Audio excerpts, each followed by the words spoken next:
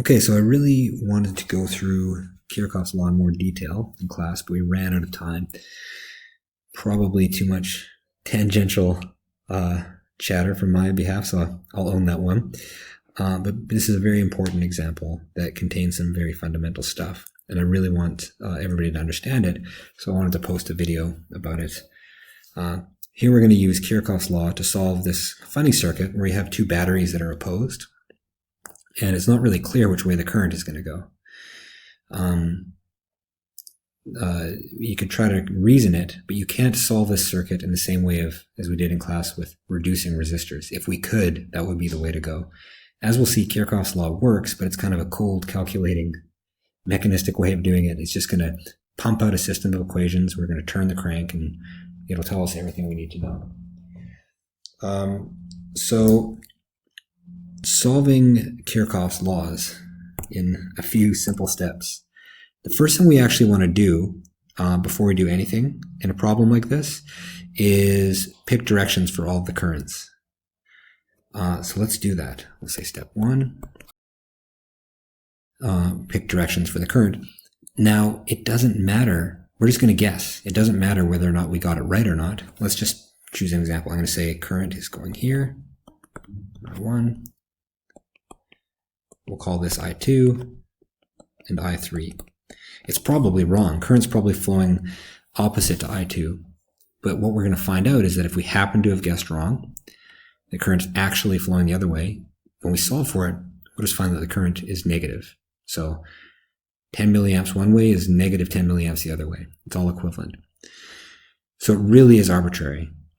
And we just need to pick a direction and be consistent with it. But what we do need to be careful is that everywhere along this wire, the current is the same. It's still I2.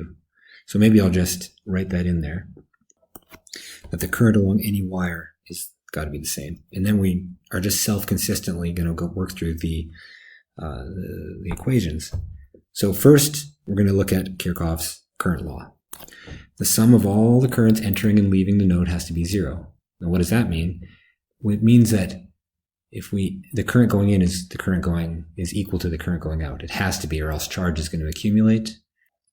We have to choose a convention from this. The only kind of tricky point is that if current is leaving, we have to somehow differentiate that from current entering.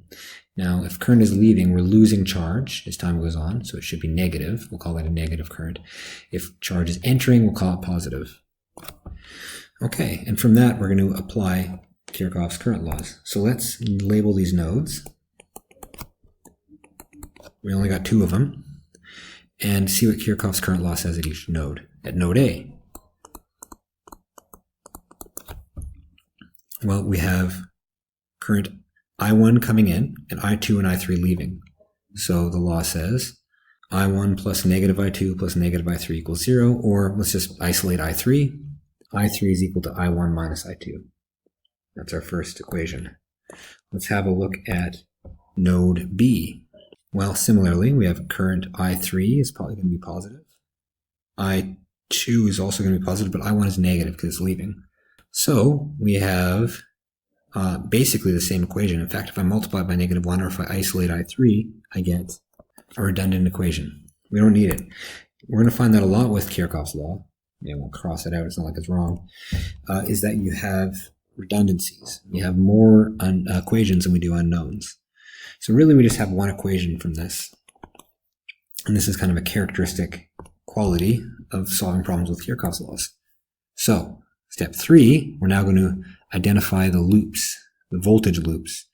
Okay, so what does that actually mean? It means if I'm an electron and I start at A and I wind up at A, I have to be at the same voltage. It has to do with the fact that the potential, the electric field is conservative. And we have a conservative potential. So here I'm an electron, and I'm going to go around this loop. I'm going to gain or lose potential along the way, wind up at the same point, and if I sum up all the voltage I've gained and the voltage I've lost, it has to be 0. So in equations, the sum of the voltages, or rather the voltage changes, has to be 0. So kind of a sticky point here is signs. When do I have a voltage gain and a voltage drop? There's only two things we need to worry about here, batteries and resistors. So let's look at each case and see what it actually does. What is a battery? A battery is just a device that gives us a higher potential, higher voltage at its positive side than its negative. It guarantees, or it tries to guarantee, that the potential across its terminals from, we'll call this side 2 to 1, that V2 minus V1 is greater than 0. All right, so if I'm going around a loop here, if I happen to be going around my loop, and I'm going this way, I'm going to get a voltage gain across this battery because I've gone to a higher potential. But what if I'm going around my loop and I see a battery that's pointing the wrong way?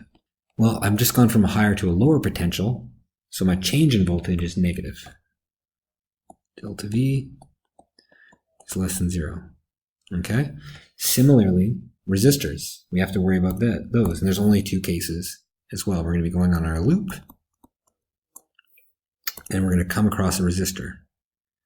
Now, if the current is going this way, we know what the voltage drop is. It's Ohm's law. It's lost potential. That's what a resistor does. It's a potential dropper. So we've lost a given amount of voltage. How much voltage? Well, I times R. Ohm's law, right? So that's the case where we have a change in voltage, which is negative. Now, if we happen to be going around our loop, we come across a resistor for which the current is going the other way. Physically, what does this mean? It's really just about the change in potential. That's all we care about. Since it's losing potential from the right side to the left, it's actually higher. Sorry, it's losing potential. Yeah, that's right. It's actually higher on the right side than it is on the left side. So that means my delta V is going to be greater than 0 in this case. And that's all we need to know. Those are the tricky points about the signs when you're solving Kirchhoff problems. So let's go around and identify some loops as we said we would. Doesn't really matter as well. We'll put this one this way. I don't know, this one this way. Just for fun, we'll do the other one counterclockwise. And we'll label them L1, L2, and L3. Okay, and we can just go around, we can follow the journey of an electron along each one of these loops and sum up all the potential gains and drops. And that's just going to crank out some equations we can solve. So let's do that. L1. Well, we're going across the wrong way around, for a battery. So we have negative 9 volts. We're going with the current across the resistor, so that's also a voltage drop, minus 2,000 ohms times current, I2. And finally, we're going against the grain.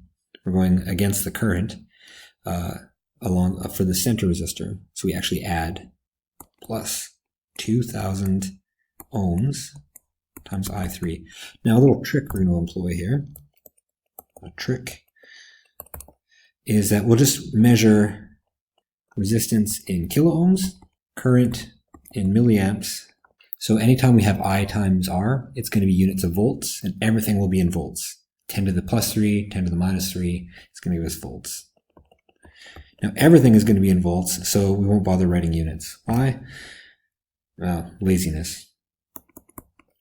Okay, so we have minus 9 minus 2I2 plus 2I3 equals 0. Let's get that 9 over to the other side, and we're actually going to use equation 1 here.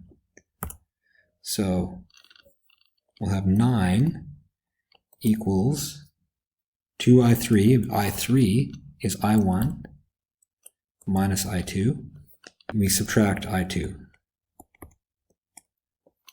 So let's just crank that out. 9 equals 2I1 minus 4I2. We can go through another loop.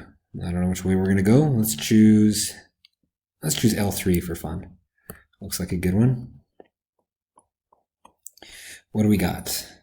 We're going around this way. So we'll start here. We're going against the battery. We have -6 against the current, so plus 2I1. We're going against the current I2 as well, so we got plus 2I2. And we're going with the 9 volt battery, so we got plus 9 equals 0. So let's rewrite that. We have 3 equals minus 2I1 minus 2I2. So that's another equation. We can actually just add these two equations. We'll call this equation 3, equation 4. So we have 3 plus 4. That's going to give us 12 equals negative 6I2, or I2 equals minus 2 milliamps. Remember we're in milliamps? It's minus. So that means we picked the wrong direction for 2. It's actually going upwards. Fine. Okay, so having solved for the second current, the rest is pretty easy. So we have our negative I2, which means we'd guessed the wrong way, but we can still self-consistently solve everything else. I don't know, we're numbering equations, so let's call this 5. Now we'll plug 5 into 4 and see what we get. 3 equals minus 2I1 minus 2 times minus 2, also known as plus 4. So we have 2I1 equals 1, or I1 equals 1/2. See how nicely everything falls into place? Finally, we have our Kirchhoffs Law. I can't even remember what it was so long ago. I3 is equal to I1 minus I2, and that is now simply 0.5 minus negative 2 equals 2.5 milliamps. So we have I1, I2, I3, and we have everything. So let's redraw this now with our solve for currents. So I2 we found was negative 2 milliamps. So really we have 2 milliamps coming this way. I1 is half a milliamp. So that 6 volt battery is just barely overcoming that 9 volt battery's push, because most of that 9 volts battery is doing work pushing through this 2 kilo ohm resistor, 2.5 milliamps. And now we can answer all kinds of fun questions, such as the voltage drop between here and here.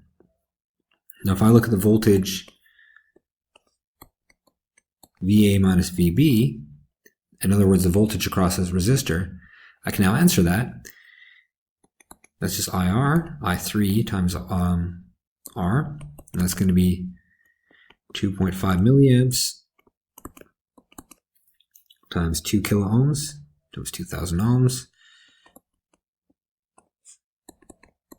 which is 5 volts. And we can do that for any of the voltages here.